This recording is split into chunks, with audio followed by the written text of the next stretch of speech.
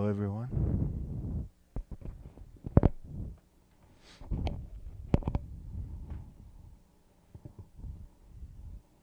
How are you tonight?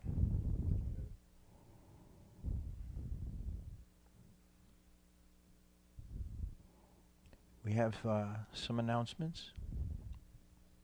Um, our full moon satsang is going to be on Monday the 24th at Oceanfront Park, like always.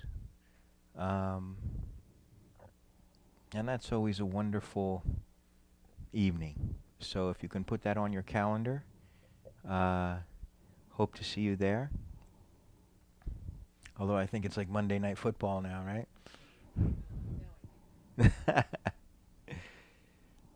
We're having an adventure club trip on Saturday the 22nd to Butterfly World. Okay? And we're going to throw something else in because Butterfly World doesn't quite fill up the time that we want to. I think there are some Groupons and stuff. I know there were. I don't know if there still are. Okay. Has anybody been to Butterfly World? Cool, right? Nice. Very peaceful day, very beautiful. Maybe we'll get something to eat. You know, there's a park there. I haven't had time to investigate it all. But the idea of adventure club trips is that what I always hear back from students is that students always want to, be around people that are sort of up to this kind of stuff. It's a really different experience when we get together, and I always encourage you to come to our adventure club trips. We have such nice time together, don't we? And everyone is so kind to one another, and the energy is just very good. Like when I'm with all of you on adventure club trip, I don't have to work too hard. How emotionally sometimes internally you're with people and you gotta work hard. I don't have to work. It's very relaxing.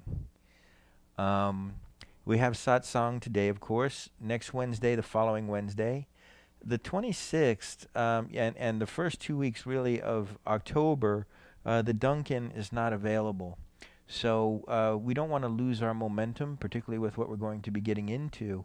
So I'm going to have to do some thinking about that sometimes we go down to the beach and do it, and I can bring the PA system down to the beach and we can do it like full moon. The problem with that is, though, it's very dependent on the weather. We could do movie night. Those are always fun. So I just want to let you know that that's what's going on. If anybody has any suggestions or anything like that maybe they think would be cool for those times, let me know. But we're going to be getting into some very interesting things that I really don't want to. I want to stay focused on. We have one more announcements. Would you pass the mic back to Tom? We now have a yeah. Well, we now have a published author in our sangha, and so congratulations on that. That's really wonderful. Thank you. And it looks like I think it's September 23rd, which I think is a Sunday, right? Yes. Tom is going to be having a sort of a blast off for that. And would you like to say some words about that? Yeah. If you've been to any of my Tom talks, I'm also a musician, so I'm going to be playing and singing. I will be reading from, the book is called A Funny Thing Happened on the Way to Enlightenment. Please, I don't believe that I got there yet, but I do believe that we're all on that path. Mm-hmm. And so I'll be reading from it, answering any questions. If anybody wants a signed book, that would be great, because you can sing with me. Absolutely. Cool. But the really important thing is there will be cake. And there will be kombucha, and there'll probably be some Prosecco. So it's Sunday the 23rd, and we usually ask for a $5 donation, but what we're doing here is going to make it $10, but everybody gets a book. Cool. All right, so I'd love to have you all down there. It's at High Point 6, which is a couple miles away from here, and it's got a stage and all that kind of stuff. And that's where we were. That's where we were the last time. Okay. And so hopefully it'll be a fun night. Yeah, so looking forward to it. Great. It's 3 o'clock, from 3 to 5. And there's cake. and there's cake. I mean, I like the music better than the cake. You haven't had the cake yet. Okay. Cake that's better than music. Can't wait to taste that cake. Well, both. Why not just have both? Why does it have to be either or? Live big. Well, you guys are singing. The rest of us are going to be eating cake. The 23rd is Islam, the 22nd is Butterfly World, the 25th is beach meditation. Yeah. Sounds like a good week. When is beach meditation? Did you say? So the 25th and Monday? I think it's the 24th. If I'm, did I? Yeah. I think it was 24th, yeah. Don't make me remember stuff. I'm not good at it. What's anyone's opinion about my 11-year-old really wants to come to full moon satsang, but I don't know if Yes, absolutely. I can bring her. Oh yeah. You know, she has to understand that that she can't be disturbing the people around her. That's what I tried to explain. You I'm know? hoping that she'll be able. I'll leave if she doesn't behave, I guess. Right. You know, sometimes people bring kids and they just kind of go off on the side and play a little She bit. can do that. But I got to tell you, sometimes people bring children, even younger than 11, and some of the most profound things come out of their mouths, She comes up with some stuff sometimes. I'll tell you. You never know. The ones that show up and start listening and all of a sudden they want to start sharing is a very interesting time. And on Instagram, and she's like, "Mommy, is that the guy that you go to see? Wow. And that's by the beach. Can I come?" Wow. I have to ask. Yeah, when a young person like that starts to show some interest in these things, starts to feel something pulling them, I always want to encourage that. There's a program that I have that's only in the concept stage that is called Conscious Kids and Parents. And so inevitably, there is going to be something that parents and children can come to, because I think that one of the most important things that we can do is teach our children how their minds work, I read to them things like this. I'm more than Mhm. willing to help you for free Okay. for a project, because I also have a degree in child psychology. Perfect. We'll talk about that later, okay? Plus, if all else fails, there's always duct tape. the old-fashioned way. Duct tape. Bring duct tape for me. Okay. That's the guy with the duct tape. Don't say anything. Are there any questions on any of that? Who here wants to come to Butterfly World? Finally, we've got on your calendar. Okay, cool. It's going to be a fun day. I think one of the things too, when I send the emails around, please open the emails and read the emails. I put a lot of effort into them, but there are some, the emails are not just going to be going forward. Now, let me explain a few things to you. That I was teaching at another place, a community, and that what's going on with the Peaceful Minds Center, kind of forced me into a position where I had to choose which direction that I was going, because the Peaceful Minds Center was becoming more and more involved. So I left there, which was very difficult to do, because I really love those people dearly. And they know that, and they love me, and it was a really difficult choice. However, I am taking all that time and all that energy and pouring it into what we're doing here. You are absolutely going to see and feel the difference. And I'm not just going to be emailing you, things about events and what we're doing and where we're doing it. I'm going to be emailing you videos. I have a YouTube channel, Was that new tonight? That awesome video describing what tonight is That awesome video. That's how I want you to describe them.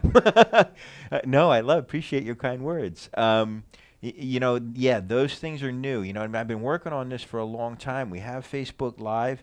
The audio is being recorded. The video is being recorded. It's being recorded on Facebook, and so I really want to get this information in your hands. So if we have, a wonderful moment, that's a profound moment here in Satsang, I'll be able to cut that piece of video out and send it to you and be like, here, look at this, here, I want to get this information in your hands, okay? So, just tune in. You can subscribe. I'm going to be probably sending, I don't know, tomorrow or the next day, an email around, with a link to the YouTube channel. You can subscribe so that when I put another video up, you'll immediately get an email and you'll know that it's there. Okay? You know, it's time to kind of go to the next level spiritually.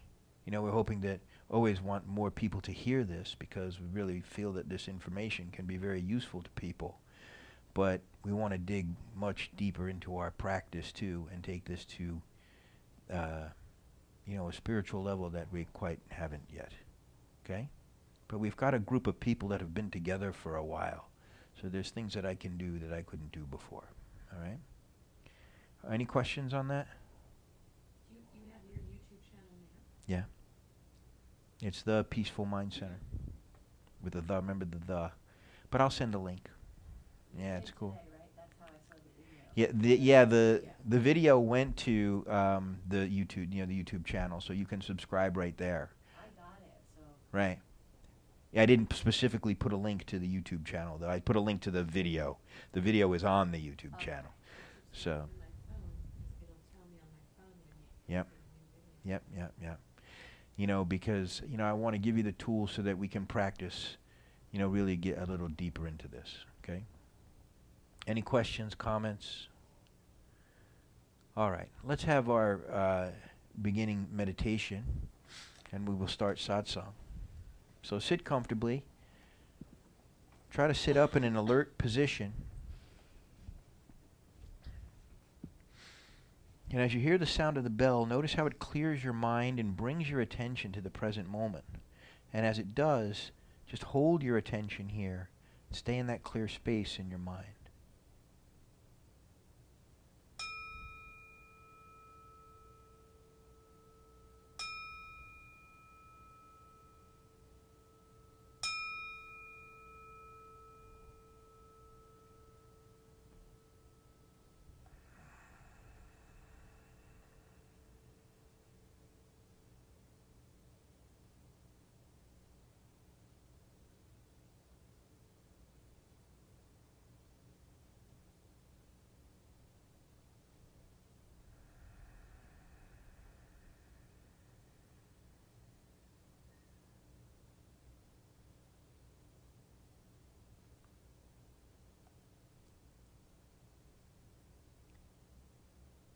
And we'll begin by taking 3 deep, relaxing breaths together. First deep breath in.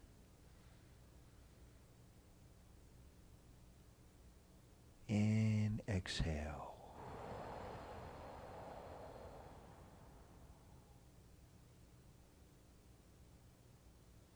Second breath in. And exhale.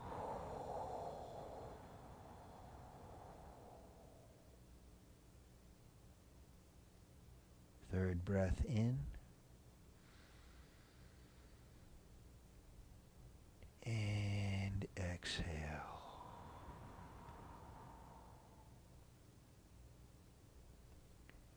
Now continue breathing deeply, but gently into your abdomen at your own pace.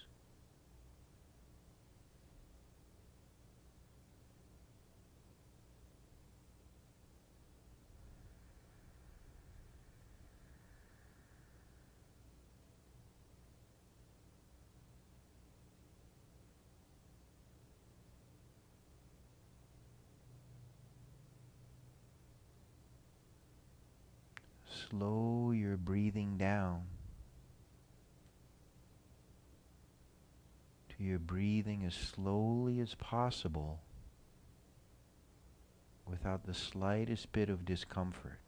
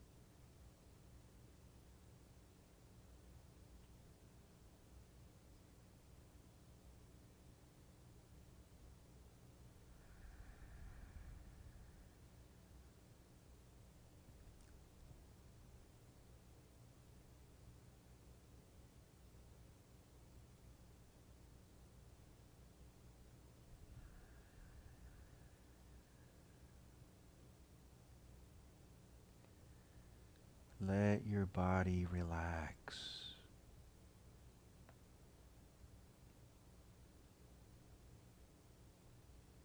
With each exhale, let the muscles in your body relax a little more until they're completely relaxed.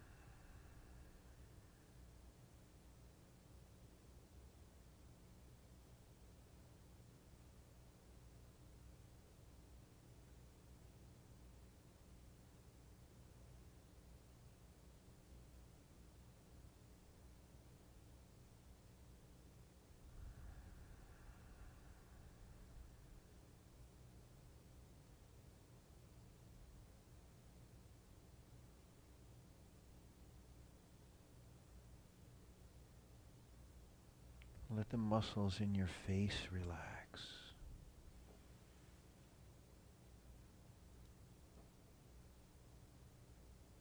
With each exhale,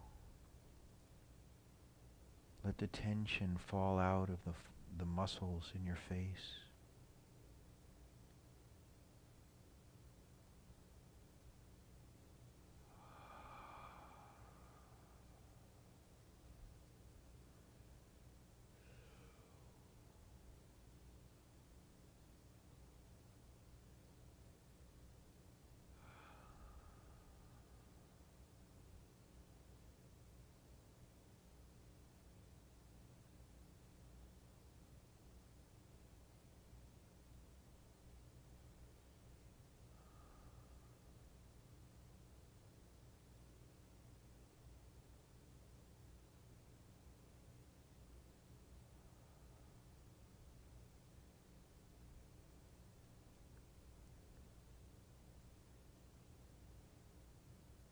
Be very aware of the room that you're in.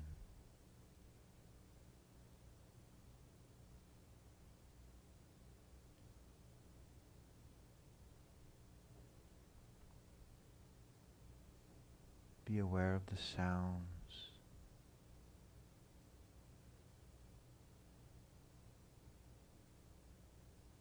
the smells,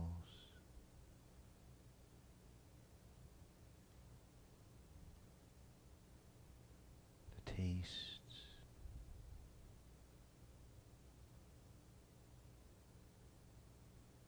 the sensations on your skin.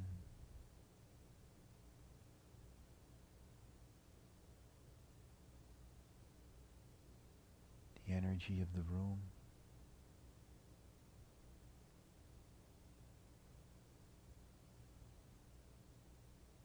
The energy of the people in the room.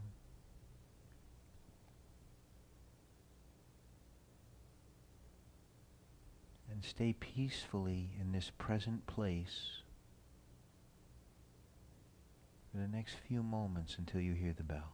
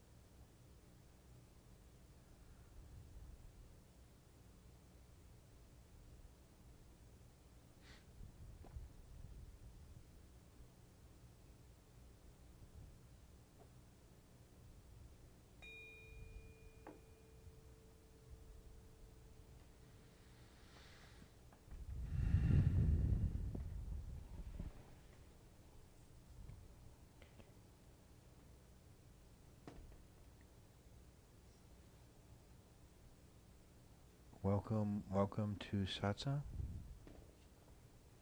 Good to see you.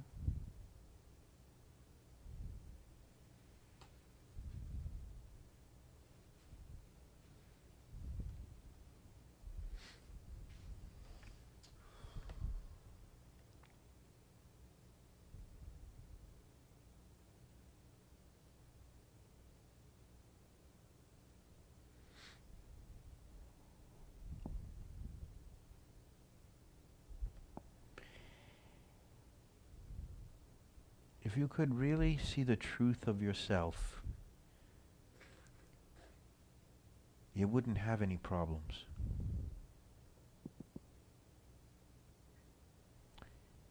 And I'm going to try desperately to show you that's true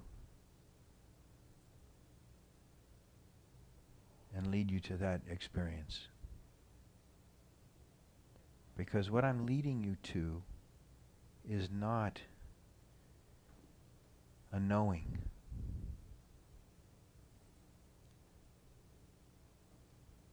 There are no words for it.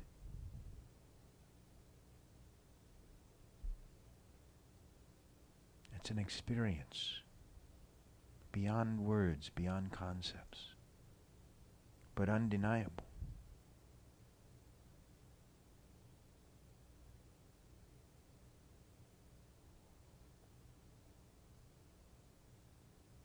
The mind creates illusions,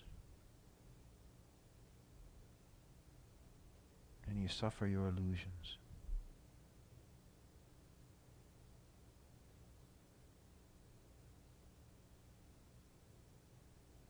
And we're going to take a look into that today and for a long time.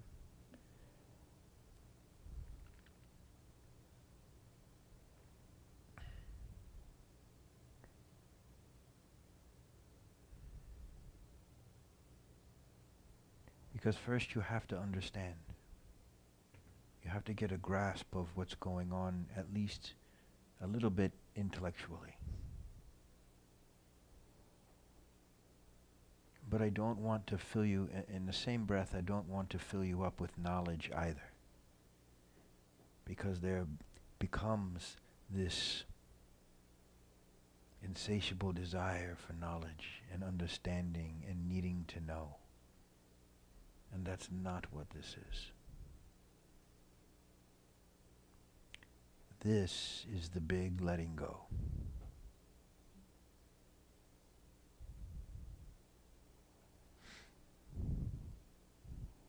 Sean, would you do me the honors here?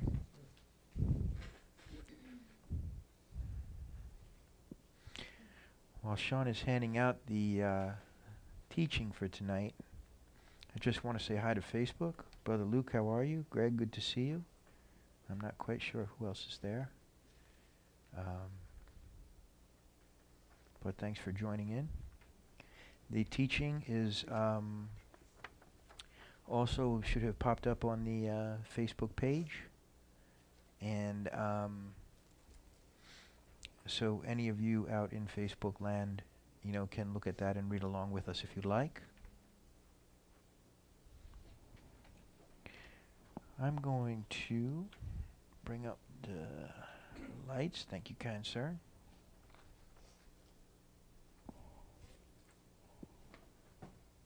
There you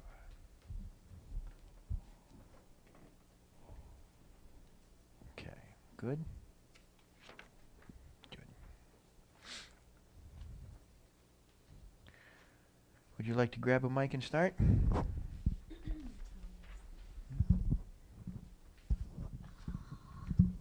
Check, check. The simple foundation of realization.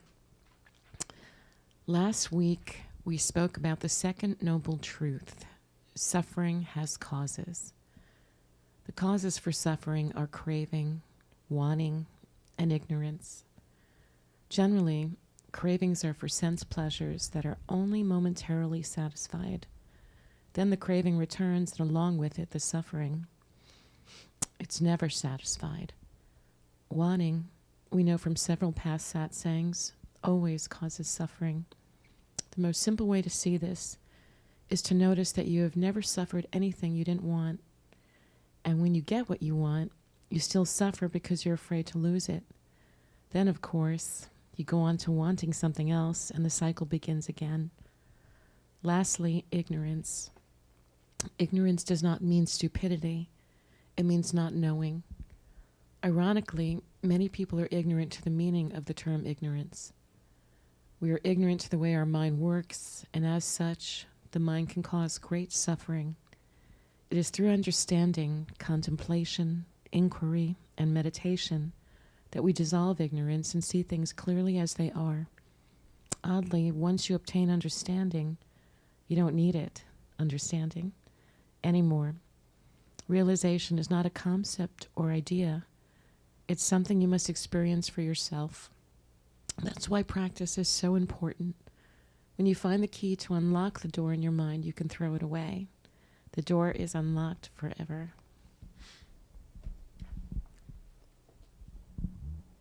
So we're right off to the races in paragraph 1.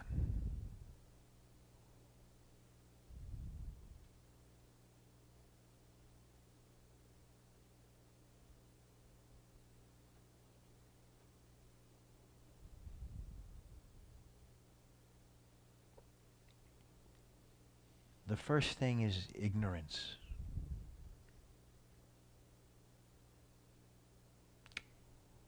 I think that one of the shocking things about our society is how we just leave out any teaching about our minds. It's just not there. We can build skyscrapers. We can put people on the moon.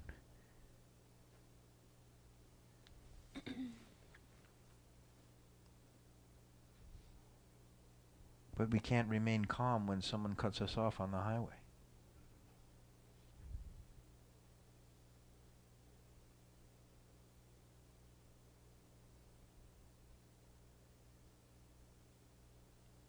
The first thing that you have to realize is that for the most part, you don't know a damn thing about your mind. And yet, it takes out a club every day and just starts knocking you over the head.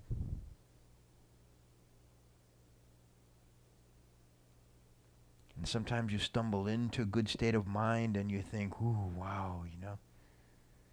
And then, God, somebody says something, something happens. Do you see this happening? Do you see how easily it happens? Do you have any idea how it happens? What do you mean? How it happens? How your state of mind just poof goes jumping into the fire. Do you let your thoughts? Would you use the microphone, please? Because it happens so quick, because we don't know to say, to take the space. The thoughts just take over, and our mind, then thoughts turn into feelings, and there you are. You know, the Or vice versa. you know, that's part of it, but it's so much more than that.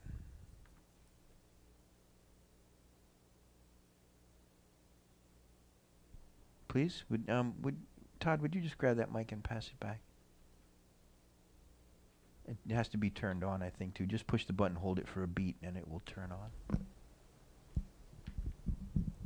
Is it because when somebody says something, we feel the need to attach a meaning to that, and we don't always know what they meant by it, so we attach our own meaning to it, and it could be harmful to us, really. Like, what do they mean by that? Should I be offended? All those kind of thoughts. You have to decide if you're going to be offended or not, right? Well, Isn't yeah, that like- interesting? No, I get it, yeah. Yeah, were they having a bad day, or did they really mean that? Yeah. You know, there's lots of questions that swim around in your mind that it's going to take you away from how you felt before you started doing that.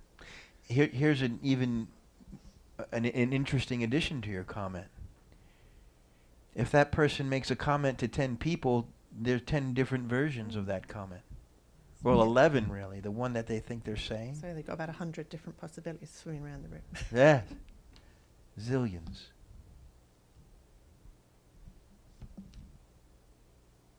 Zillions.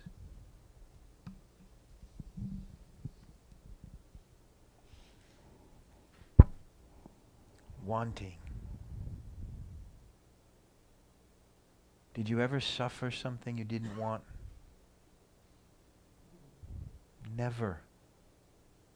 So what is your mind telling you in those moments that you're suffering? You're wanting something. And attachment is a very strong, serious form of wanting. It's very insistent attachment. It's insisting that life be the way that your mind is imagining it should be.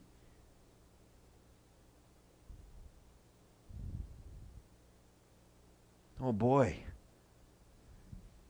When we look at it so plainly like that, we think, when I'm saying that now, aren't you thinking, oh, that's kind of foolish. Why would anybody do that? Except for when you're doing it. Why would you want life to be different than you can see plainly that it is? But we do it all the time. All the time. You feel so natural in it, right? Because your mind is trained that way. Because you were trained by a bunch of people that are already doing that. And they were suffering quite masterfully. And now you have a PhD in anxiety and, neuroticness. All in the mind. What are commercials? There's millions of dollars spent on advertising, making people want things. Yeah. We're surrounded by it. Yep. Getting away from it is going to be a skill and hard work. We have to just be aware of the causes and aware of what our mind is doing at all times.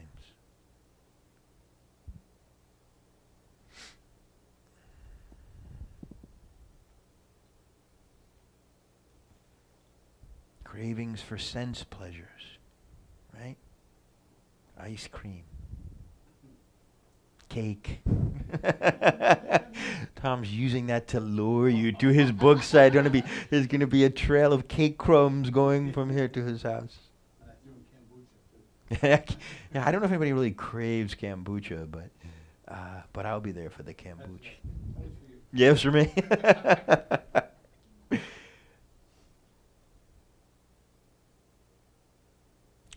When you're craving something so much, say it's just ice cream. You want it and you want it and it's like, and then you have it. You go to you get this huge ice cream sundae and it's awesome while you're eating it, and then what? Yeah. Not only is it done, there are consequences about it. Yeah. Not only that, your brain runs on glucose, right? So, you flood your system with all of that simple sugar, and the brain, does not function well. Stomach ache. You know what I mean? Like, it seems so strange what we do. And so these things are all like causes. How we cause suffering for ourselves. Is your suffering outside you or inside you? It's inside you. Did you say? Throwing me curveballs tonight. And as such, you can be very clear that your mind is creating it for you. It can be no other way. So if you're suffering and you don't want to suffer, what do you need to do? Quit thinking, right? We're going to get to that. But you need to just close your eyes and take a look. How is this happening? This is something that I don't want to happen, yet I'm generating it somehow. So you know that you're not doing this consciously. This is how we know that we're ignorant. Because we would never consciously create those states. Never. Not for 1 second. That's the path. And it's not that maybe you'll get to a place where these things will still arise, but they just come and go. And, leaves blowing by. Nothing important. You see? Let's continue. Sean, would you like to?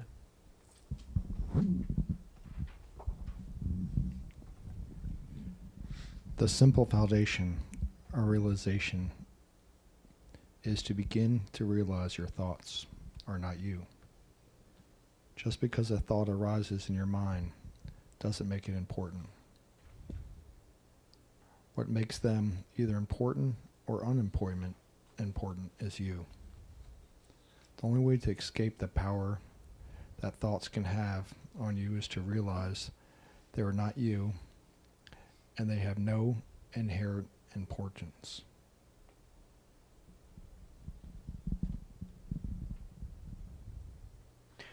Thoughts are not you. You are not some unending train of thoughts that never ends.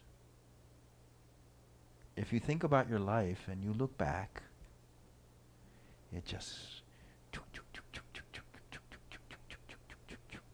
the train just keeps going and going. Thought after thought, after thought, after thought, after thought, after thought, after thought, after thought, after thought, after thought, after thought, after thought, after thought, after thought. And for some reason,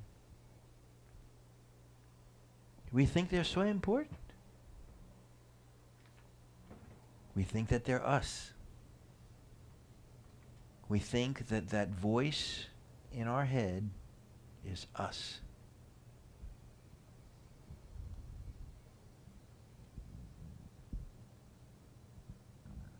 True? And we give it such great attention.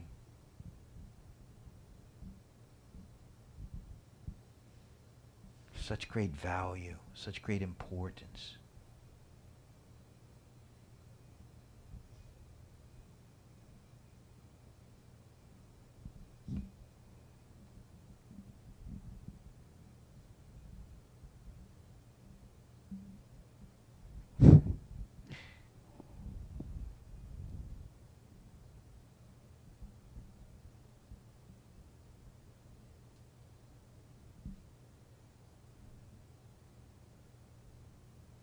What makes them important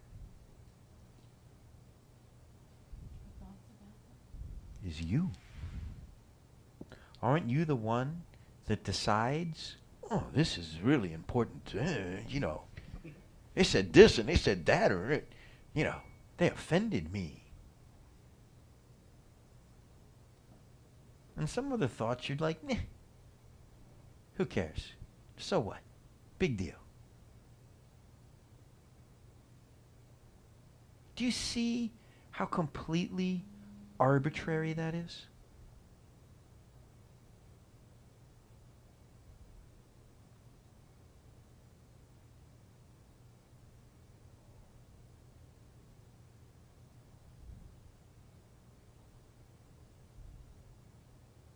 And you can drive yourself nuts. But you're probably very good at it.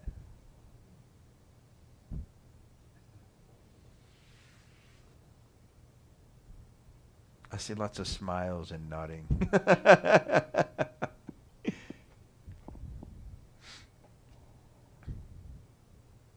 So that leads us to the next question. Who are you? Who are the you that is deciding what's important in the mind and what's not? Jamie, would you like to read the next paragraph?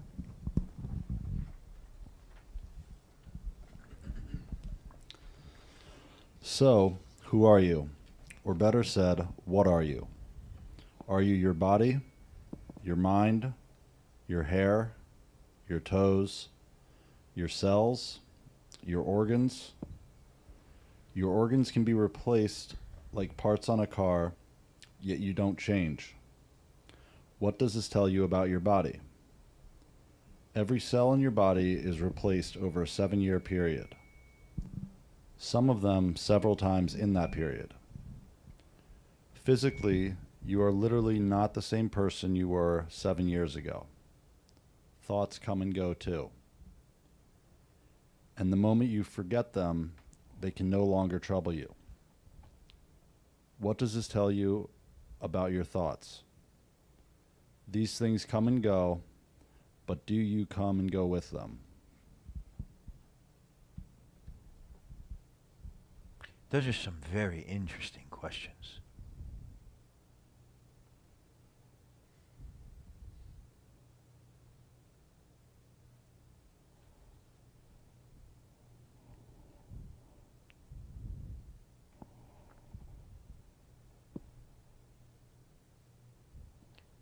Are you starting to see a little more clearly?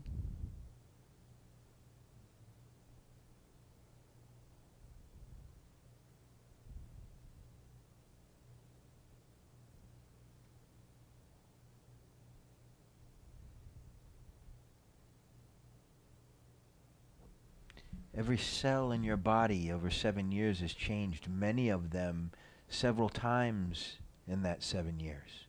Physically, you're not the same person you were. Literally. You're not made of the same thing.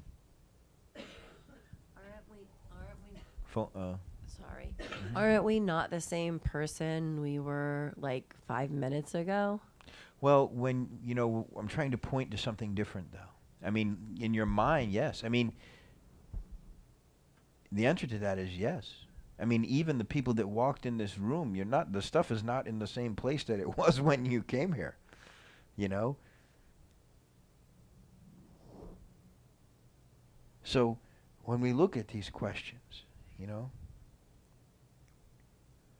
who are you? Better said, what are you? Why would I say, not who are you, but what are you? Tom, would you pass the mic back, Stace? I would think because who would mean that there's an identity. Who is a thought? Who is an idea?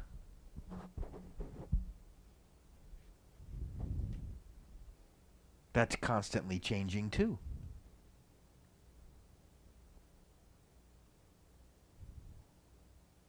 So when the next logical question is, well, wait, what am I? When I'm pointing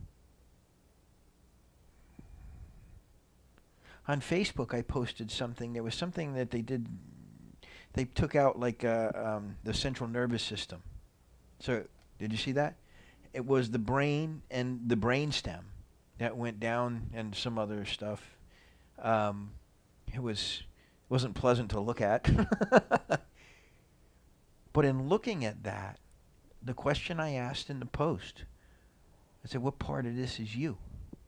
Where are you in this thing? You're not in it,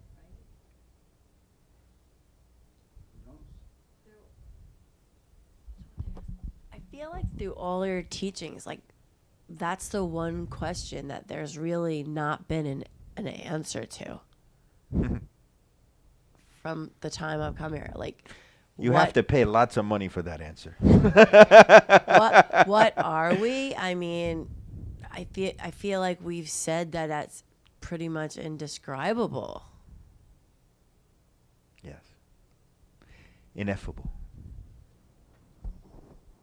I'm trying. This is something that you have to contemplate, that you have to do an inquiry, that you have to take, these questions in your heart and you have to marinate in them. When you're laying in bed, when you're laying on the beach, when you're done meditating, or even through your meditation, you can contemplate the self. The idea is not to be Buddha. The idea is to seek what Buddha sought. Enlightenment, pure clarity, the pure seeing. You see? And so I'm inviting you by asking these questions. I try to leave a trail of cake crumbs like Tom. To be like, look here, look there. But you can only discover this for yourself. I can tell you, I can draw diagrams, I can be like, here it is. And you go, yeah, I get that. But you only get it in your mind. You only get it as a concept, as an idea. Many people can say, oh, I'm not my thoughts. But when you experience that directly, oh my God. All your problems are in the form of thoughts. So where do they go? Gone.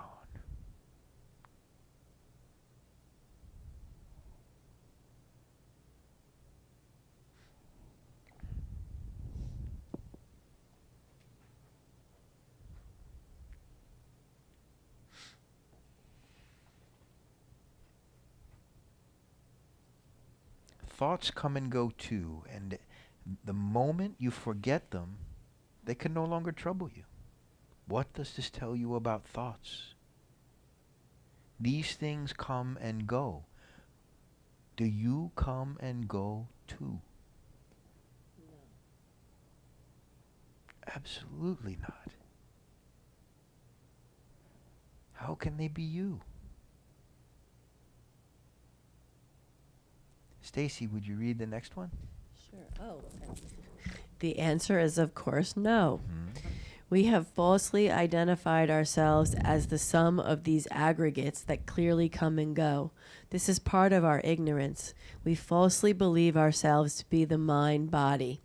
When a thought arises in the mind or a sensation in the body, who or what knows is there? The difficulty here is that we are attempting to describe the indescribable, the ineffable. There are no words to describe that which is simply aware of all things formerly described. Some call it soul, Atman, higher self, or true self. Those words are too esoteric for me. The word that most closely describes it but still fails to be complete is awareness.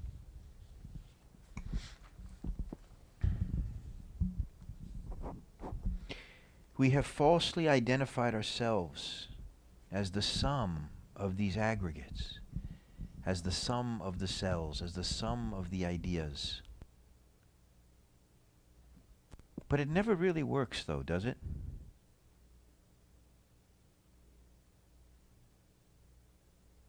That's the difficulty. If it worked, we wouldn't be having this conversation.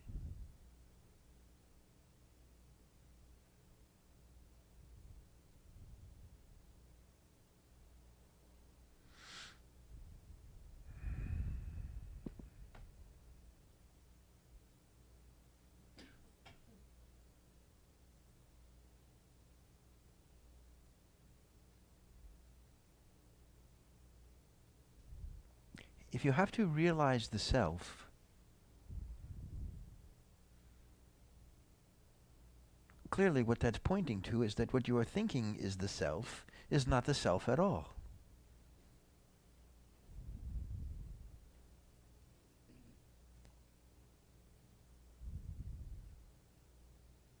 What you're thinking of as yourself is not yourself.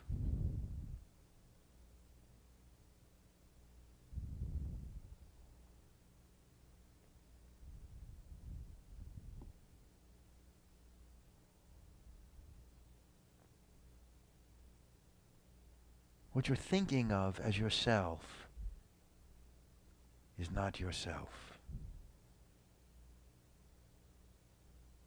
Have you ever said to yourself, oh, I've got to get myself to exercise more, or I've got to get myself to read more?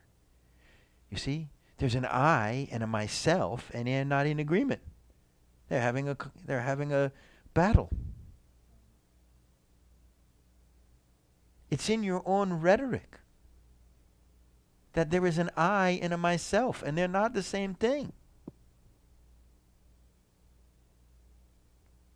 Do you know yourself? wondered because, you know, you're the man and all. Do you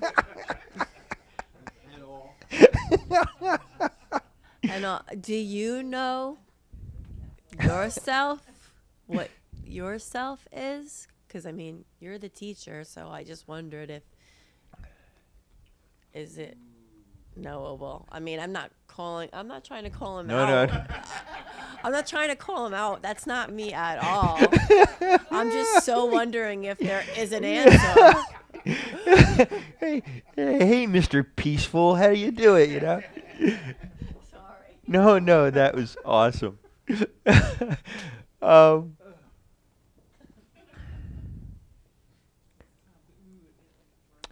I Peaceful gauntlet. I can see clearly what I cannot be. I can see clearly absolutely all that absolutely cannot be me. And I am what is left.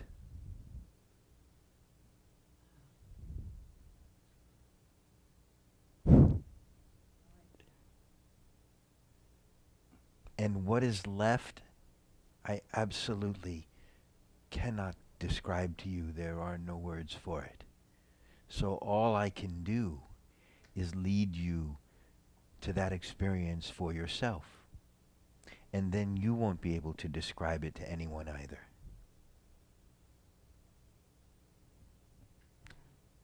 Those who say don't know, and those who know can't say.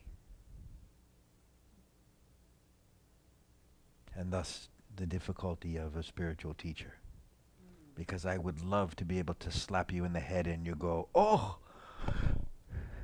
Wow! I know.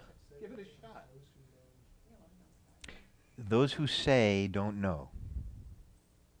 And those who know can't say. Don't say. Can't say. You know? It's impossible to describe the undescribable that is undeniable.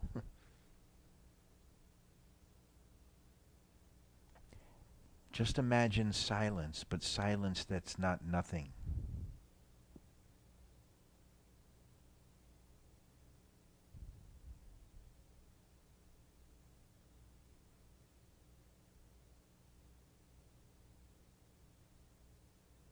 It's difficult because you've been identified as something and you're so convinced that you're something that you're not.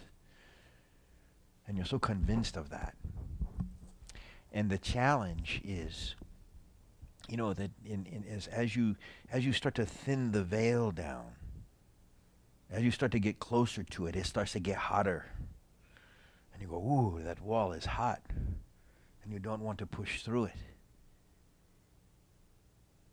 Because you have to give up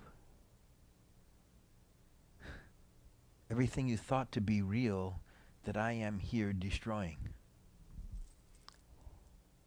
Just, I don't want to take up too much time. I'm sorry. Are those glimpses that I've gotten during meditation? Sure. Those like feelings of like, wow, like, and they're indescribable, but they're like, except for wow. Yeah. In that moment, everything is gone that can be gone. And what remains is only that which can't be gone. You see? And what do you experience? What do you experience? I don't want to lead you. What do you experience in those moments? I'd like to say freedom. Freedom, right? Like a feeling of just freedom from the mind. Does it feel good? It feels amazing. Right? And I don't want it to go away, but then I'm the not mind that good comes at knocking, it yet. right? Yeah, so And the I mind, say, don't forget about me. then I say, and it's just something I learned from Pima Kodra, and I say thinking, Mm-hmm. and then I can get back there. Mm-hmm. But just the idea is to, in your meditation practice, when you find yourself in that state, try to stay there. It is egoless. It is thoughtless. It is empty.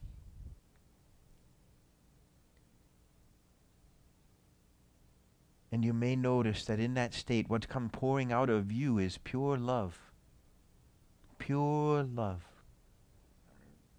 The best way to describe it is that probably what it feels like to be a dog.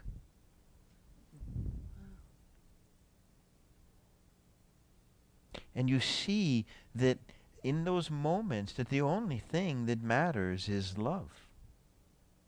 The only time that you really feel truly connected to the deepest part of you, the spacious part of you, is when you allow that love to shine.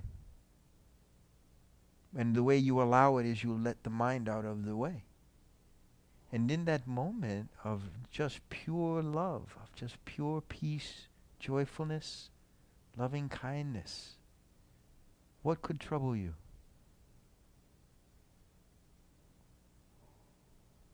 And when you're in your meditation practice, you sit in that state and you get used to that state because you are not used to that state. The state that you are used to is a very jumbled up, upset, neurotic, depressed, anxious state that flows from minute to minute, from malady to malady. And you're just used to that. It's just normal. It's normal to flip somebody off when they cut you off on the highway.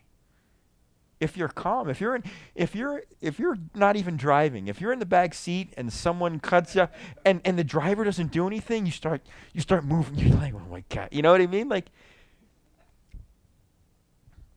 it takes the ultimate strength is to stay in that loving, kind space.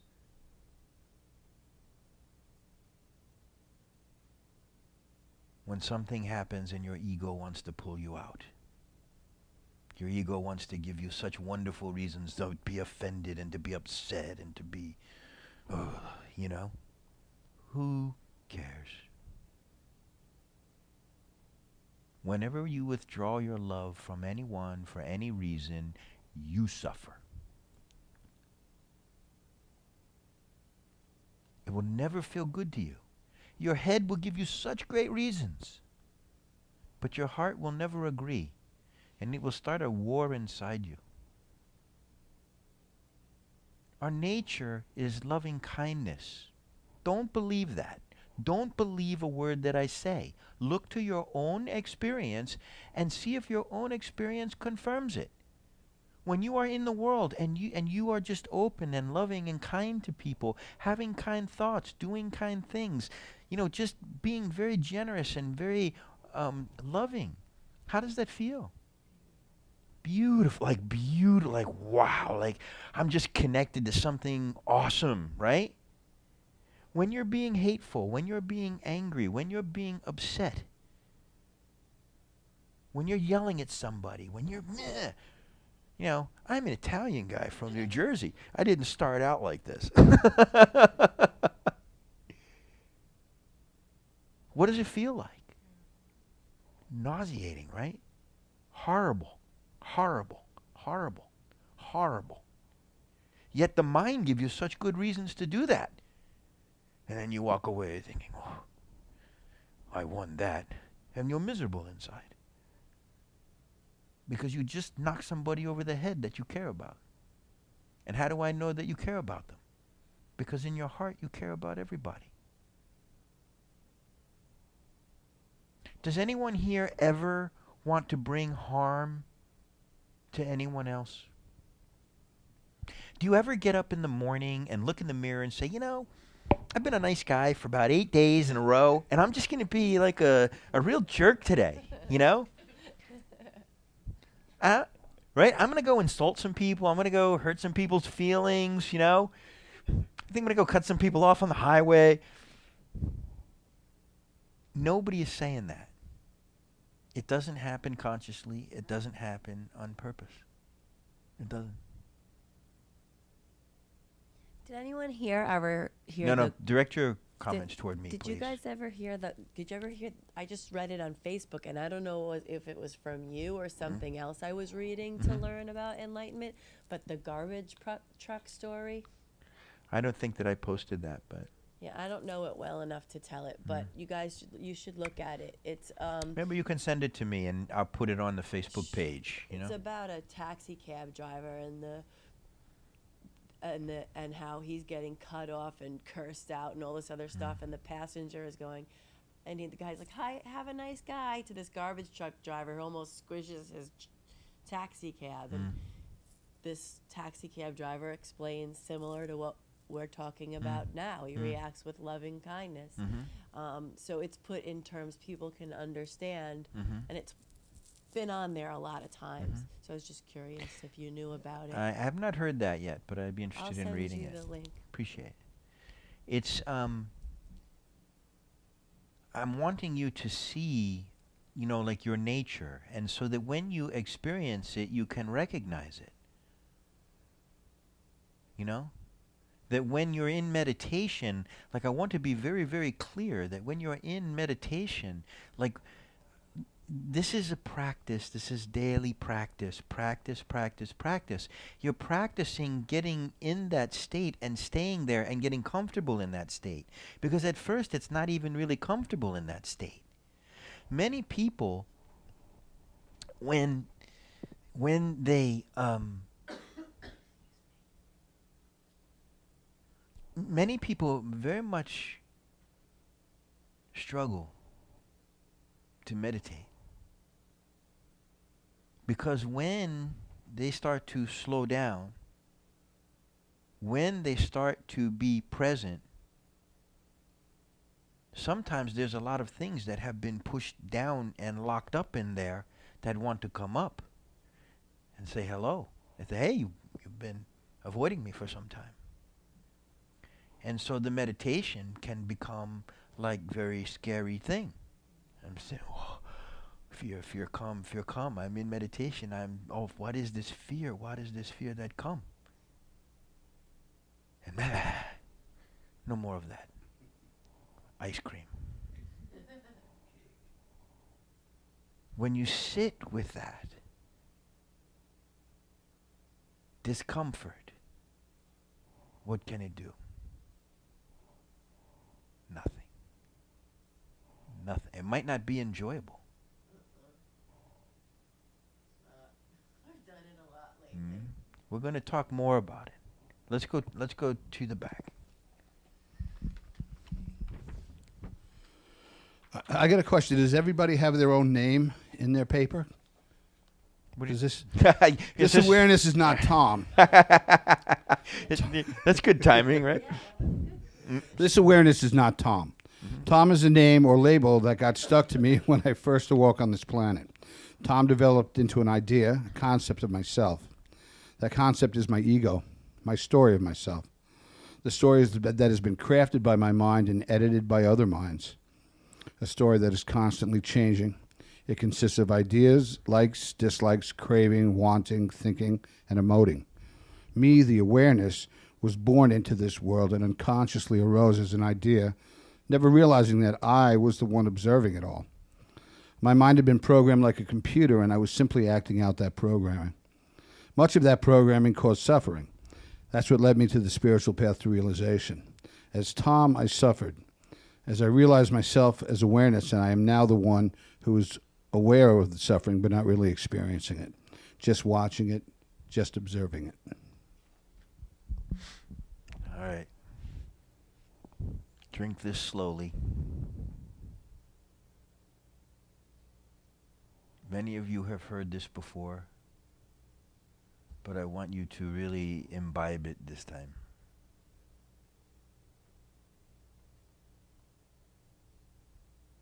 You are not what you think you are.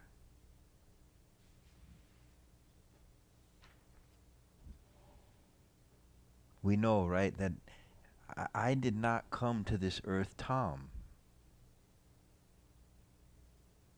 I only became Tom when I was already on this earth and someone pointed at me and squeaked, Tom.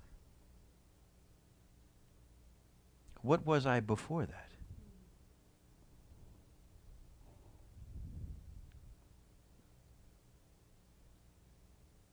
And then it wasn't enough. You learn language. Tommy, you're a good boy if you do this. Bad boy if you do that. You need to live life this way, not that way. Believe this, don't believe that. Do this, don't do that. This is what a Tom is. And this idea develop in your mind what you are.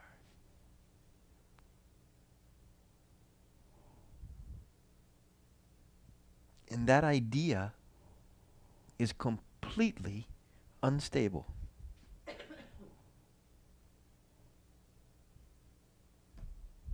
You're never the same person you think you are, even day to day. But look at it from a wider view. Who you thought you were 5 years ago, who you thought you were 10 years ago, who you thought you were 20 years ago, who you thought you were 30 years ago. Completely different, right?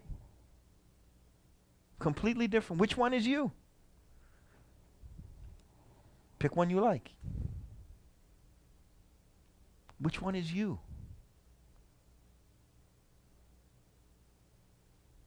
None of them. None of them. They're just ideas in your mind. Who you think you are is just an illusion. It's just an idea, constantly changing, nothing stable about it.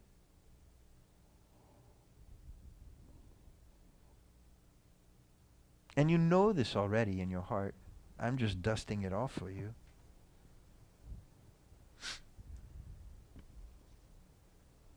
Please. So how would the idea that we are always evolving fit into that? In psychology, you're always evolving. In spirituality, you are devolving. In spirituality, you learn all of this stuff so that you can learn how to forget it.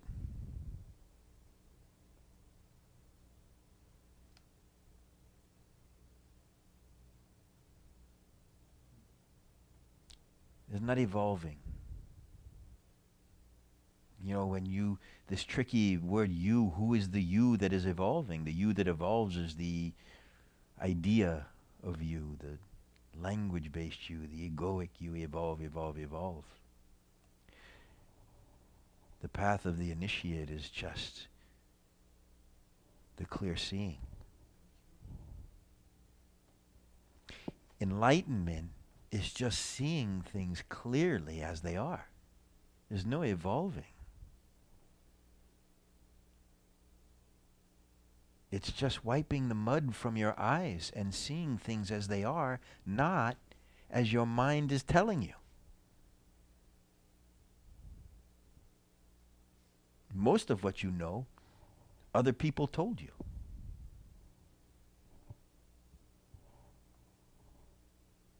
You know you're on Earth. How do you know that? How do you know you're on Earth? Someone told you. What's an Earth?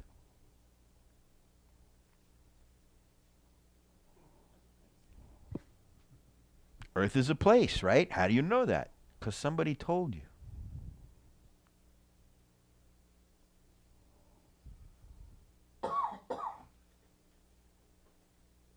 It's all just ideas in your head. My cat Willow does not live on Earth.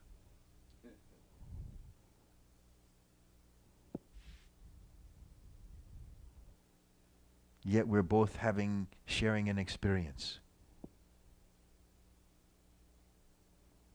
Do you see what I'm pointing to? No? Not really? Wait, not with Willow? Willow is here. Willow is Willow is experiencing, but Willow doesn't know that it's Wednesday. It's not Wednesday in Willow's mind. It's only Wednesday in your mind and my mind. And the only reason that we're all here on Wednesday is because we agree to that.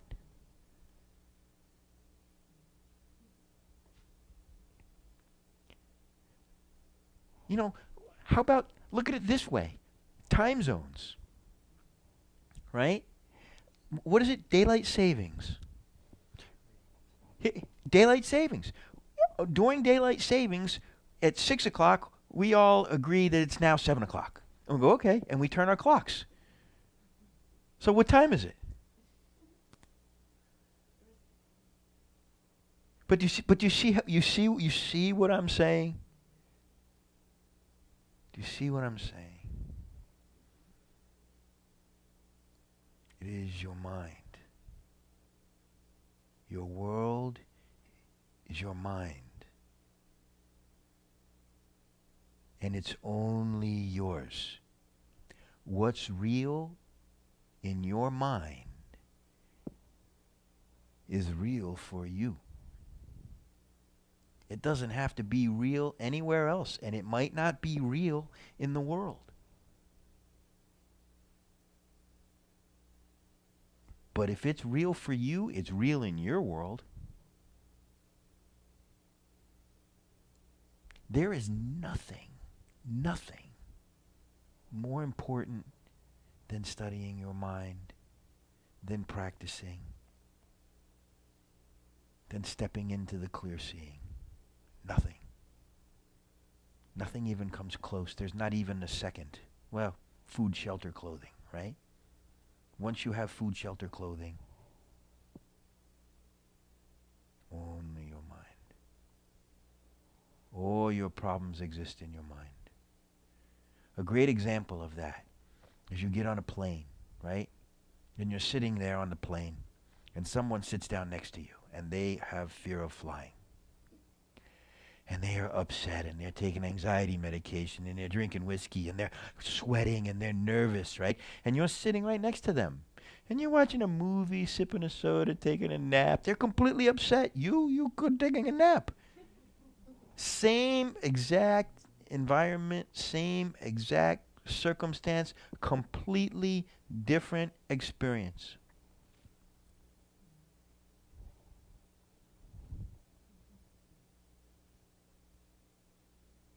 If you don't know how this works, it will try to kill you sometimes. It's crazy. Let's continue.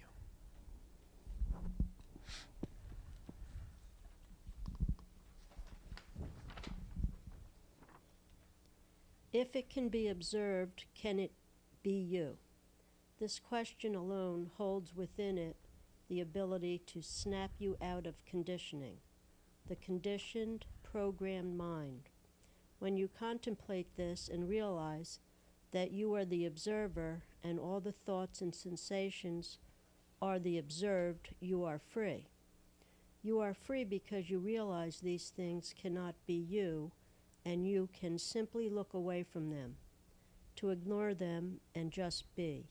You allow life to unfold in its own natural way without your ego's judgments of how things should be. You are no longer troubled by the illusions and imagination of your mind. Let the mind play. You sit and watch. And when you get bored of all the silliness, let it go. Let the mind play, and you sit and watch. And it will play.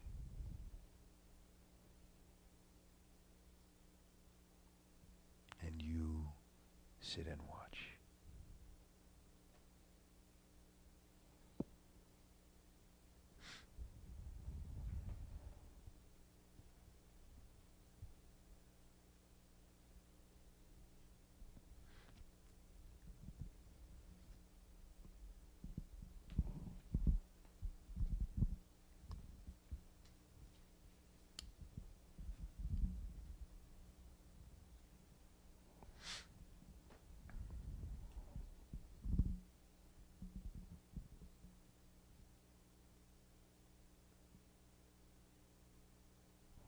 Please, will you pass the mic? Oh.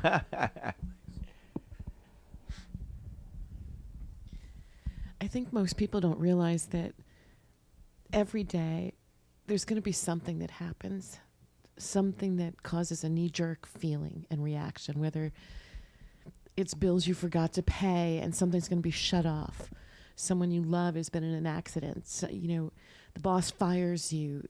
Whatever it is that comes up that day, there's going to be either a thought and then you're feeling first of fear or anger or upset, and then your thoughts start going. And in that moment is when all our teachings from you have to kick in.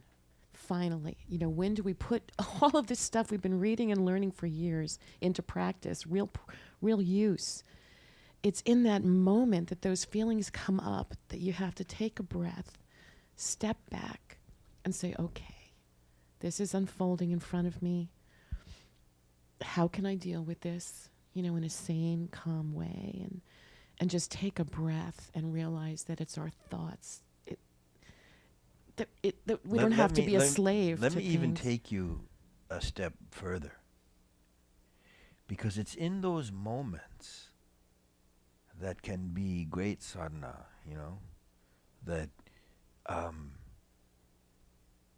it's in those moments that many times that you have realization. I think that one of the fascinating things about the difficulty, particularly the pain, is that the pain is screaming at you, look over here. When the pain is there, right, it grabs all of your attention. It's saying, look here, look here, look here. But the problem is that you only look at the pain. You don't say to yourself, this pain is inside me. So the mind body can only be creating this for me. How is this happening? What is the pain pointing to? What is the source of this pain? Now, what do you think is the source of the pain? Usually people think it's that person who said that thing or that thing, outside Right. yourself, and it's not you. Okay. The things outside yourself, you don't control. The things outside yourself are not impregnating your mind and your body with these feelings. Right? Wait. Stay with me. Wait. Don't lose this. Because when you sit, great pain come, right? Oh my God. I don't want to feel this way. I don't want to feel this way. In that moment, where is that pain in your chest coming from? Your mind. Your mind. Right? Your mind. You see? How do you know that?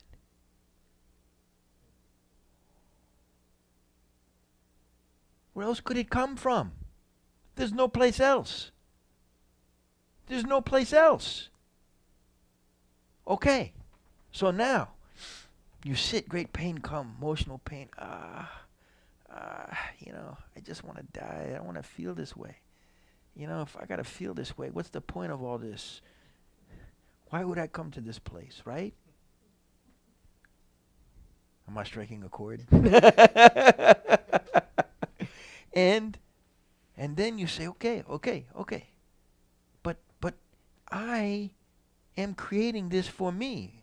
The mind body somehow creating this for me. But I don't want that. I don't want that. So how is that happening if I don't want that? What is the pain pointing to? What is the pain trying to show me? What is the pain pointing to?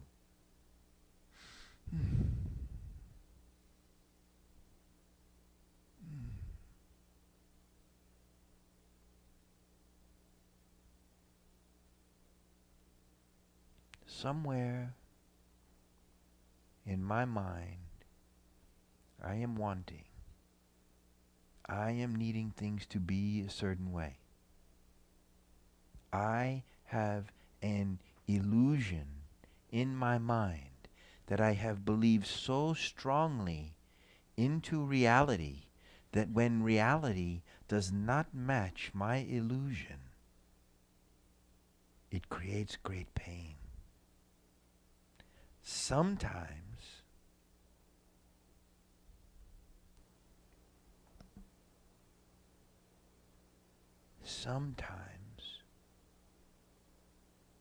my illusions create so much pain.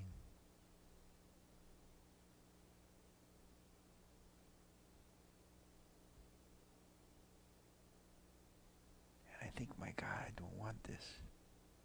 I don't want this. But what is causing it? The illusions in my mind. And sometimes those illusions are even about myself.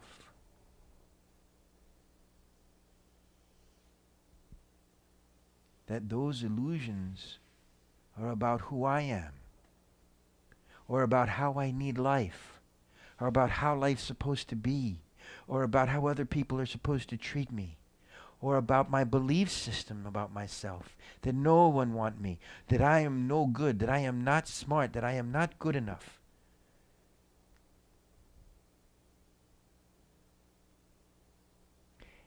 And the mind body is trying to get you to see this. Is trying to get you to say, hey, look at this. Is this real? Is this real? And you go, no, I don't want to look. I don't even want to look. It's so scary. No. But when you bring your consciousness to the illusion that is creating this wanting, this needing, this all of this pain, and you see it clearly, it pops just like a balloon. It's all gone. The pain is gone. The illusion is gone.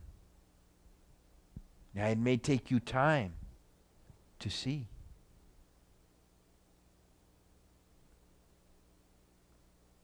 But until you see, your mind will create this for you.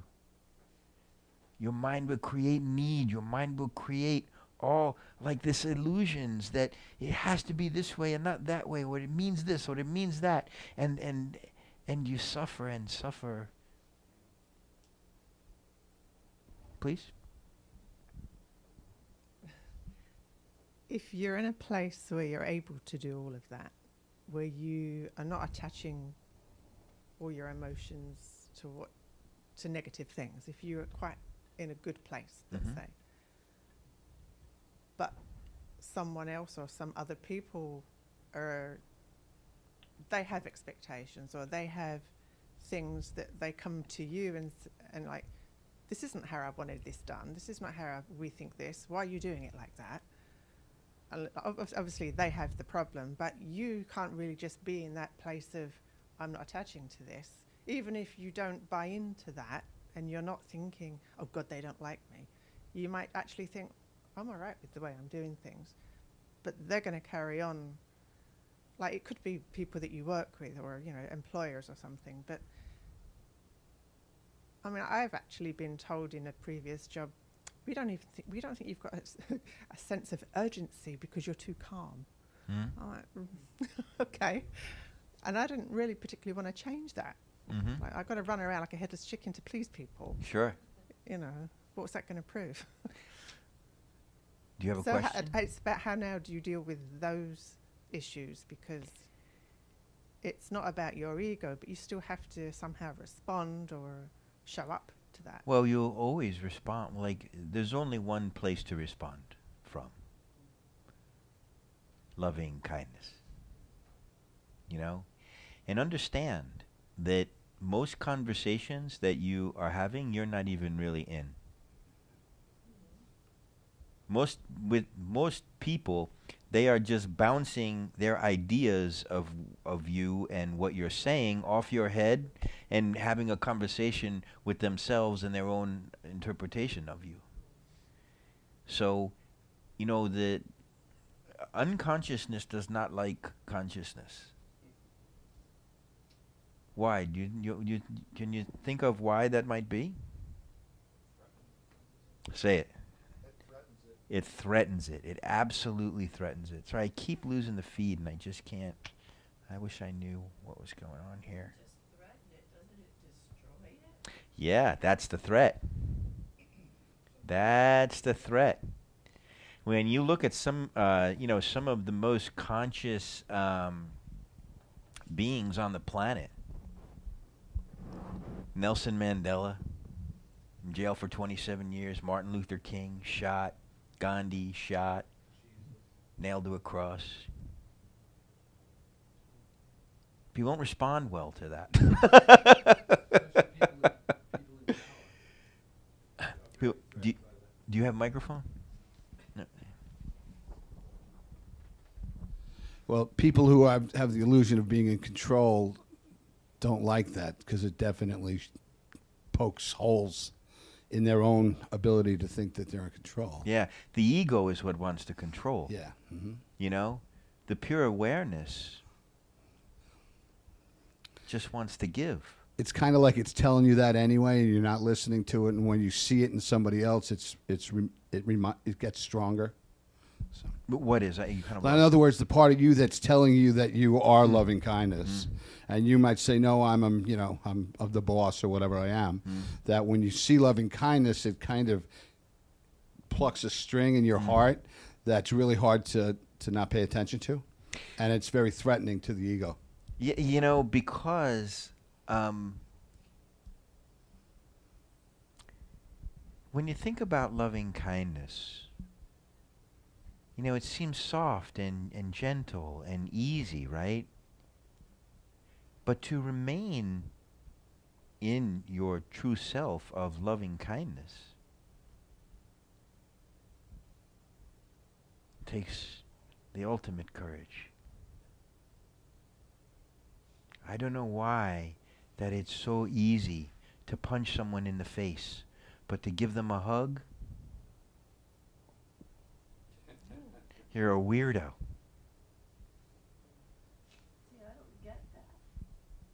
I would never want to punch Right. someone in the face. Well, I'm just saying that for many people, you know what I mean, an angry response is easier. Right? Or what? Think the worst. Yeah, oh yeah, like in your mind, like immediately your mind goes to negativity, you mean? Yeah.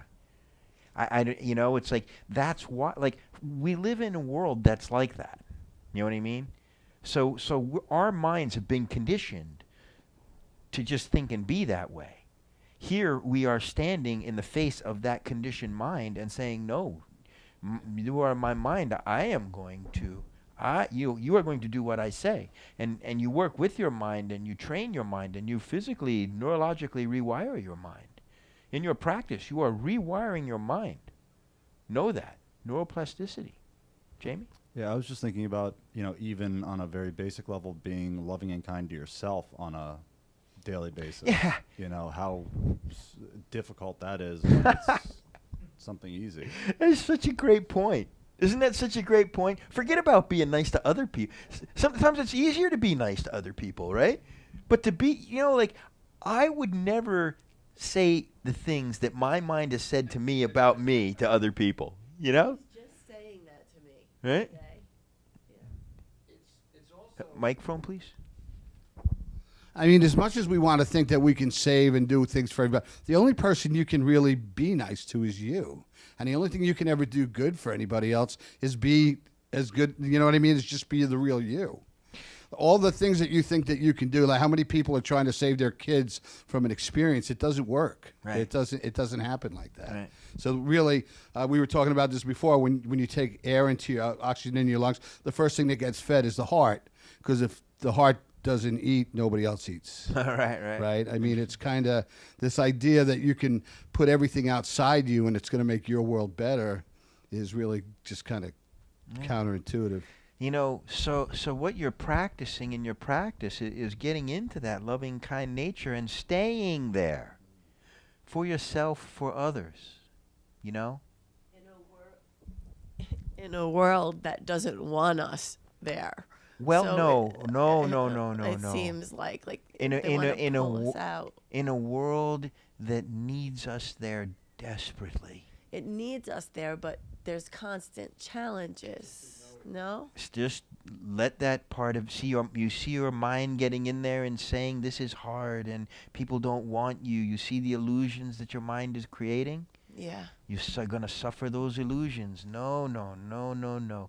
Listen, you have to understand that loving kindness, the spiritual teachers that you will encounter, the ones that you will know are the most authentic, are always trying to give to you, always trying to give to you.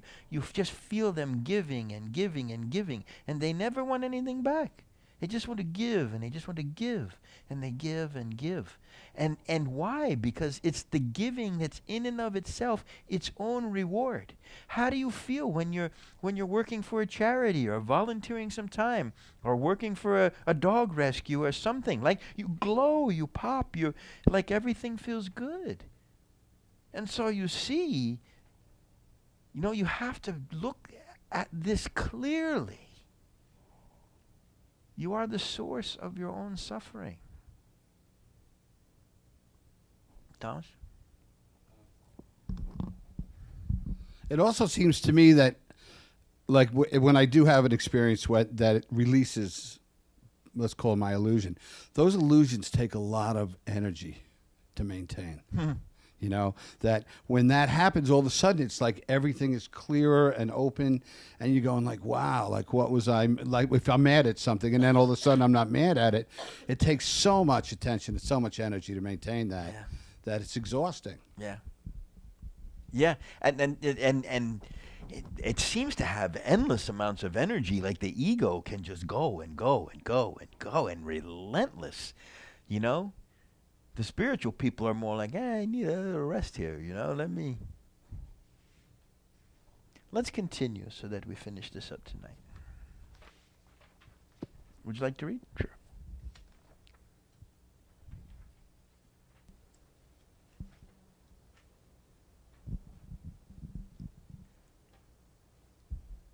You are not becoming the observer. You cannot become that which you already are. You are simply letting go of everything you know cannot be you, to be left with that which cannot be let go of. That which cannot be let go of is not a concept or an idea. There is nothing to figure out. Just be. Just enjoy what is so. This is a big mistake that people make. They say, okay, I heard what Tom said. I'm going to sit here and I'm going to become the observer.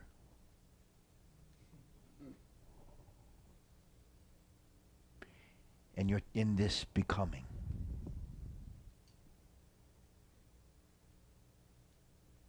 You don't have to try to be what you are.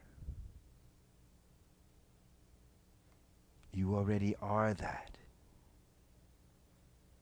You just have to allow that. You just have to recognize that.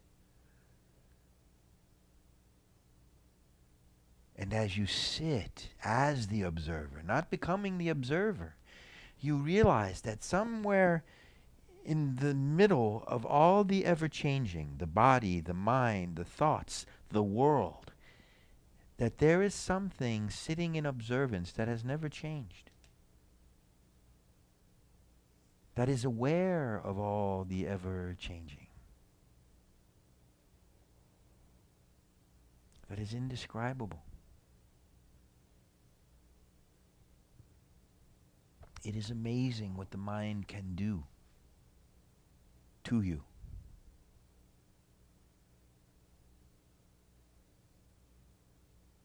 Your pain is your guide. Your pain is pointing you to what you need to see.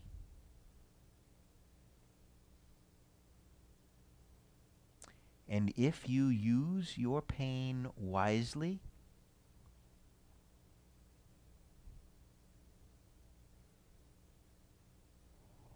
it will lead you to the very exact place that you're looking for.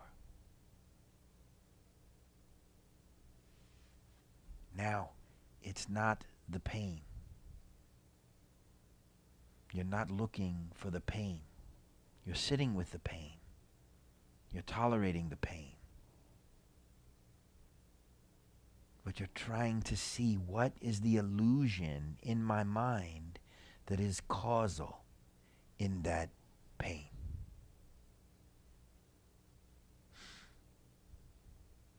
Nobody wants me.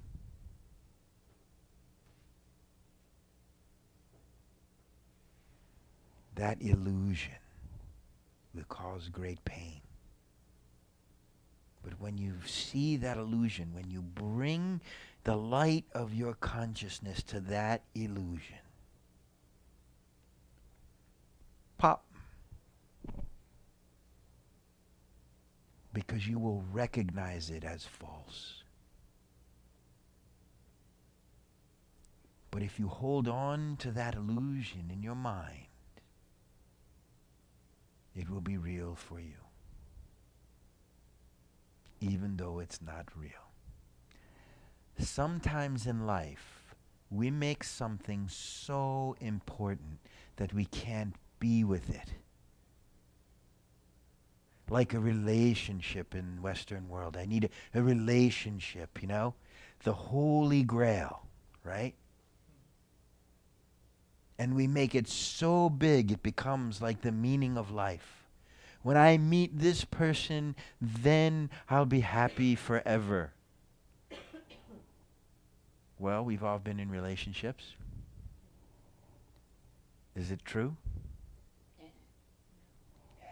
Heck no. It's an illusion.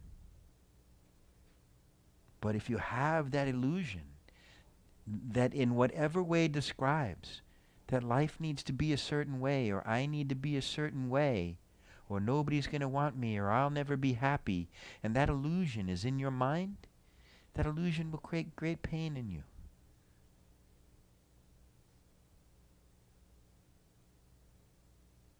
But the moment that you see it, the moment that you're able to square up to it, the pain is there. And you look and you follow it back and you think, what? You can't be in pain about something that you don't want. It's impossible. It's never happened. I never met a person that was in pain about something that they didn't want.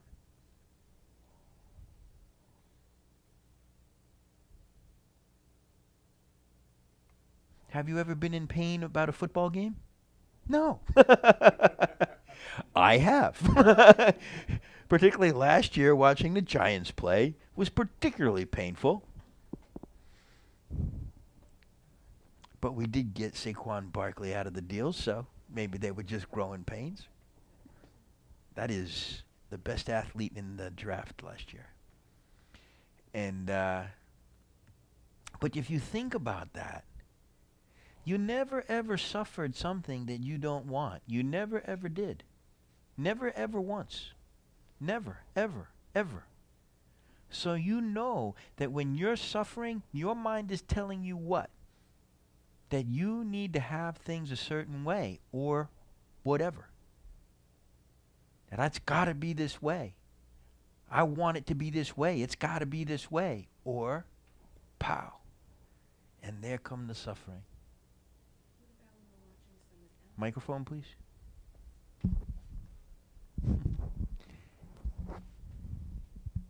What about it when we've expanded our love and compassion in our hearts to humanity, and it's other people's suffering that breaks our hearts?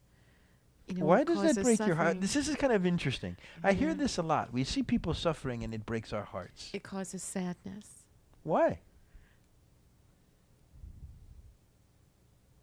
I don't know. It just makes me sad when someone I love or care about is suffering. Yes, but what makes you think Read that the suffering strangers. is not the exact thing that they need in that moment? But you tell us all the time that sadness isn't suffering. That sadness is our humanity, and we can just sit with our sadness, and it'll pass. Yeah, but you're taking me off somewhere. I That's- like your I like your comment because it brings me to a good point. Your comment is that, you know, when I see other people suffering, you know what I see? I see opportunity. I see the universe as coming and really trying to point and push this person in a direction that they don't want to go. But when it's our children, when it's people that we love, Oh, especially. suffer, I'm just suffer saying, away. especially. But then it's a not an oxymoron. It's a contradiction, because then you tell us our sadness isn't suffering. So if we feel sad for others, I don't know. Yeah, but I mean, you can, like, you're an emotional being. You know what I mean? When you see others suffering, you're going to be compelled to compassion. You know what I, you know, but don't suffer that. I think that what's going on is you're mixing words. You know what I mean? Like, you can have compassion, you know what I mean, but you don't suffer compassion. And that's how you started, was that when I see people suffering, I suffer their suffering. And you don't ever want to do that. What's the point of that? It breaks my heart. It breaks your heart. See, that's not compassion. Let me just finish. It's not like compassion is seeing another suffering and having a desire to help them end that suffering, right? You know, but there's no suffering for you in that. And how could we be so grandiose to think that I know better than the universe that created all of this? That I know what experiences people should be having and shouldn't be having? Have you ever met a child that's never suffered? Think about it. Have you ever met a child that has been coddled and protected from suffering and has never and has always been, you know, they're rotten mess. They have no value for anything. You know? They have no sense of reality. You know, suffering, consequences, important part of life. You know, when children are coddled and children aren't allowed to go make their own mistakes and learn from them, it makes big disaster for them.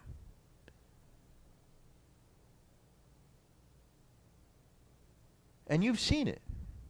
They have TV shows about it now. Now it's good TV somehow. I don't watch other people's suffering. Yeah, other people do.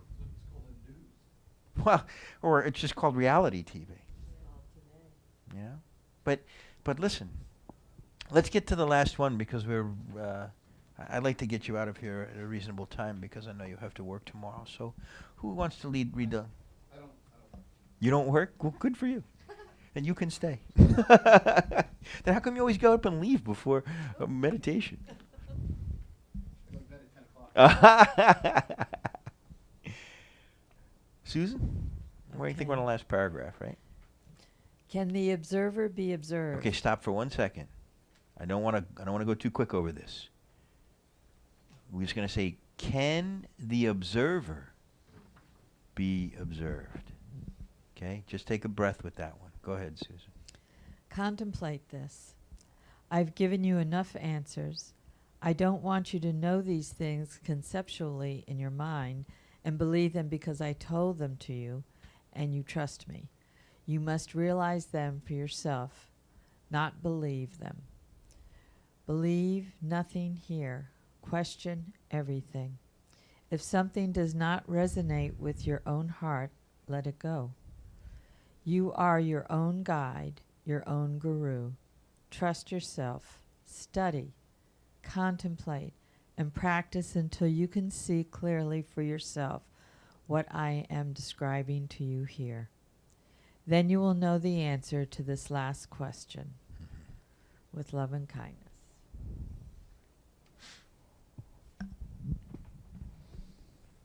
Meditation. Are you ready?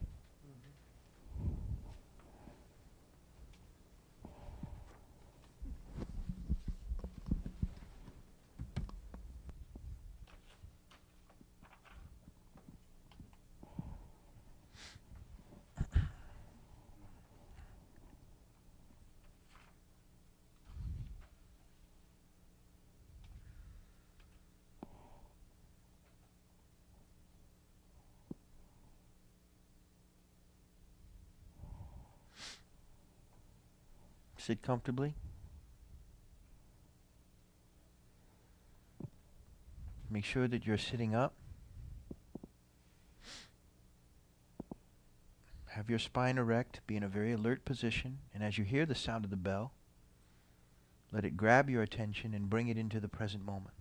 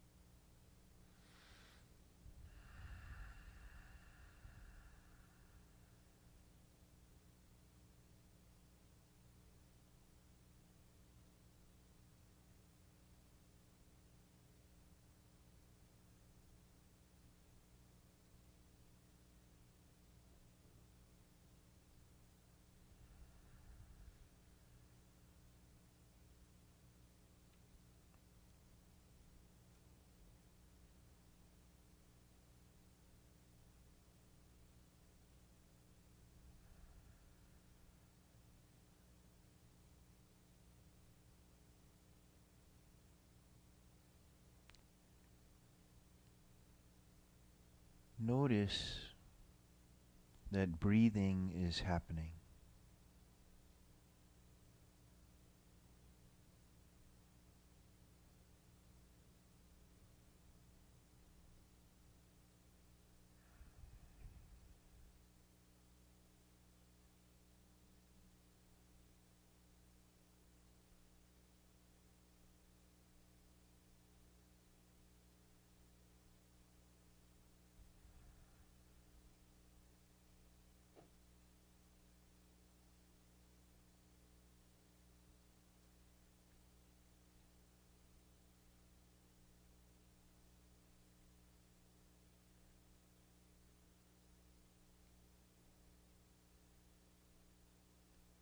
Now notice that you are the one that is noticing.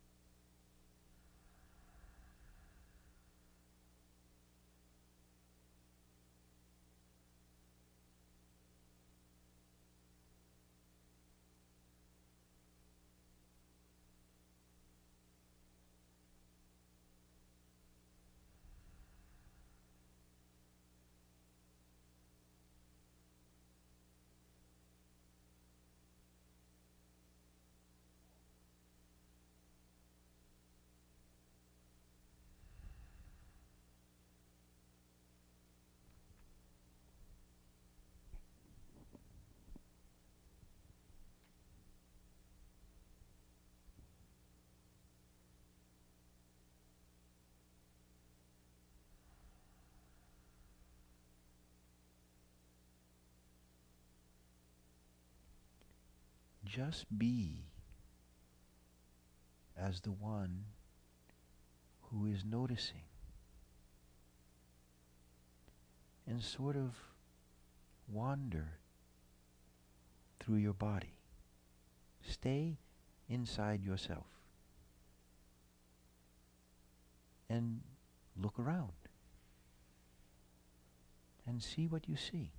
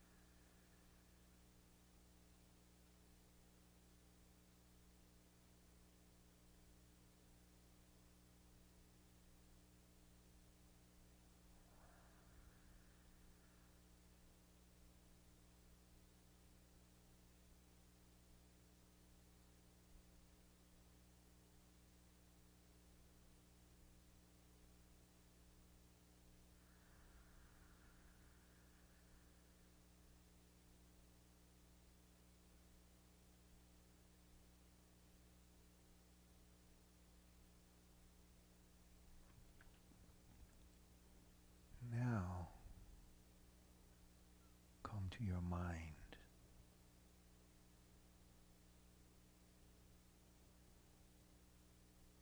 And just start noticing your mind.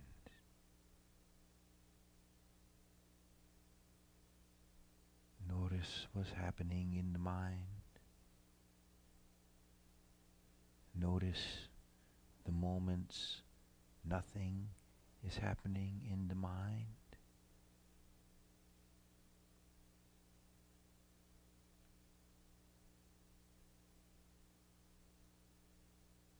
Notice the spaciousness, the vastness of the mind.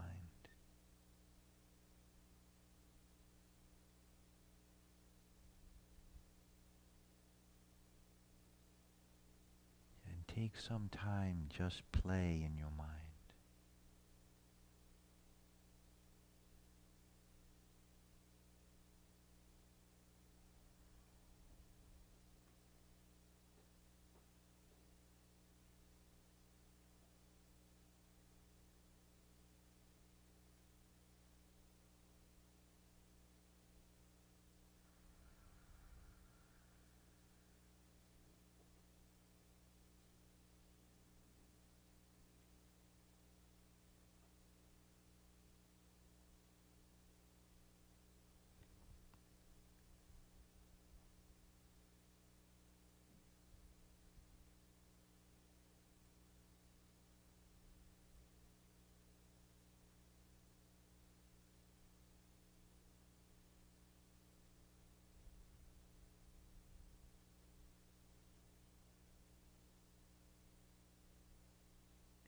As you realize yourself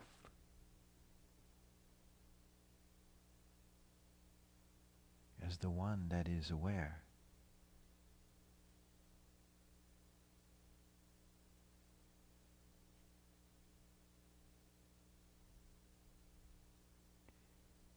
as the one that is guiding the attention through the universe of the body and the mind internally.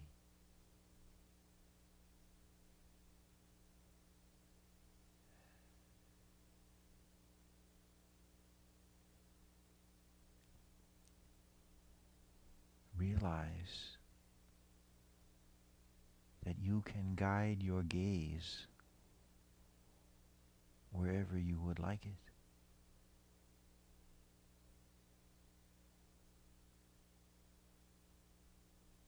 That nothing requires you to stare at it.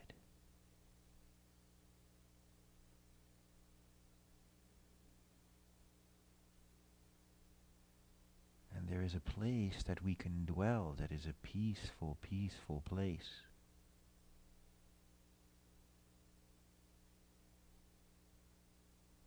It's those moments of nothing in the mind. The place of silence. The silence in the mind that the thoughts randomly arise in.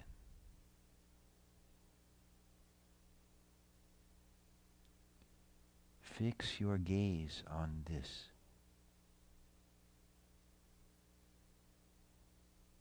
And just rest in silence for several moments.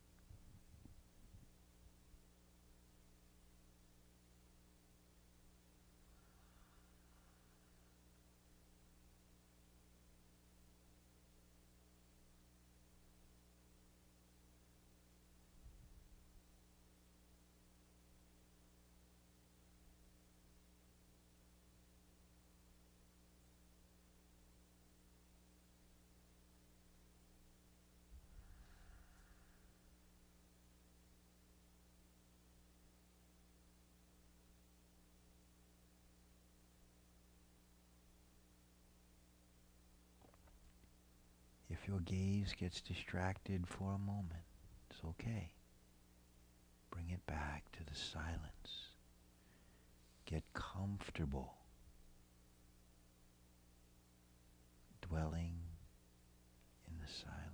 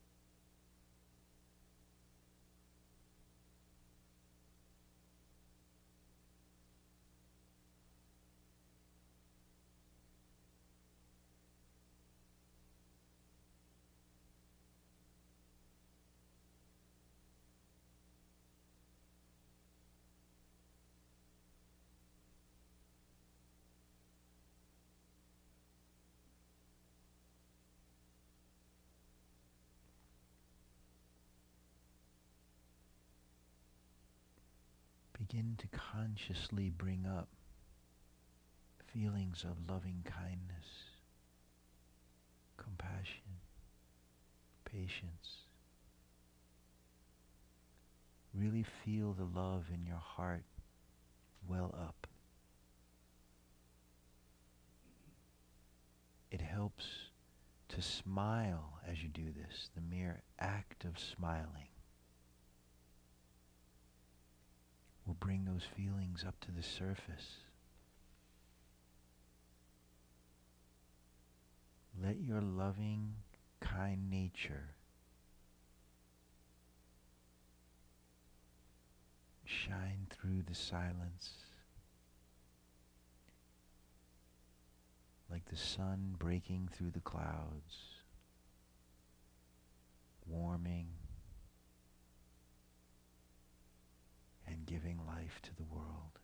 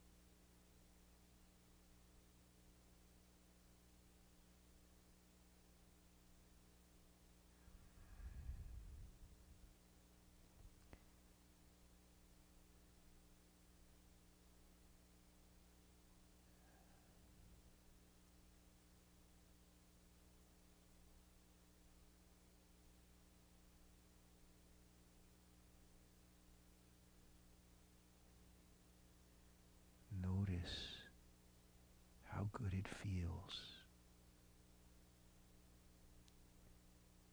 when love is present,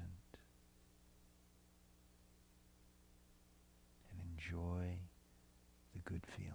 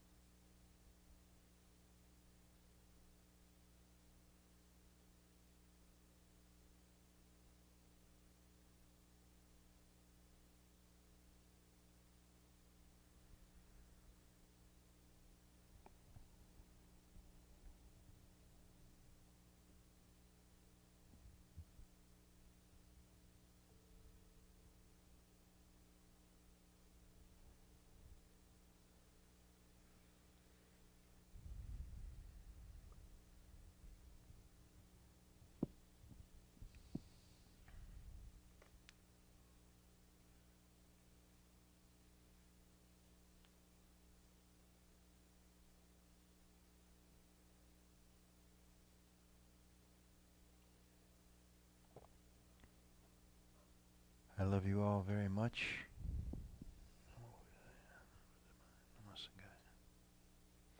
And it's always an honor to share this time and space with you. Free hugs at the end of class. And I hope to see you all again here next week.